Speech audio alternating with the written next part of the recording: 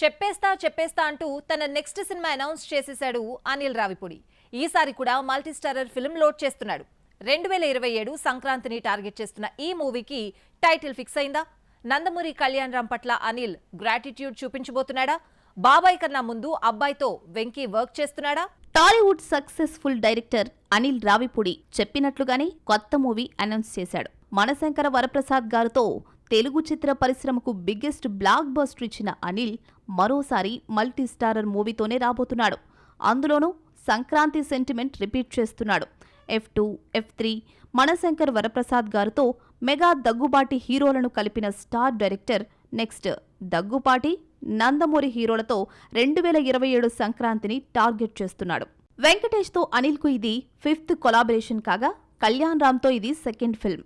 చెప్పాలంటే అనిల్ రావిపూడి ఈ range success చూడ్డానికి ఆద్యుడు కళ్యాణ్ రామ్.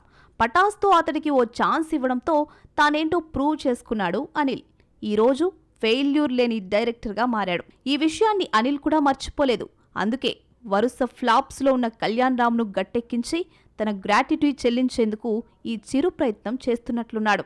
ఇప్పటి వరకు 9 సినిమాలు కంప్లీట్ చేసిన అనిల్కు ఇది 10th film. Megastar Chiranjeevi, Venkatesh కలిసి మనశంకర వరప్రసాద్ గారితో ఫ్యాన్స్కు ఫుల్ ఫీస్ట్ ఇచ్చారు. ఇలాంటి మోర్ కాంబినేషన్స్ చూడాలనుకుంటున్నారు ఆడియన్స్. వెంకీ ఆ ప్రయత్నాల్లోనే ఉన్నాడు. గతంలోనే బాలయ్యతో మూవీ చేయబోతున్నాను అంటూ హింట్ ఇచ్చారు. కానీ బాబాయ్ కన్నా ముందు అబ్బాయితో వర్క్ స్టార్ట్ చేశాడు వెంకీ.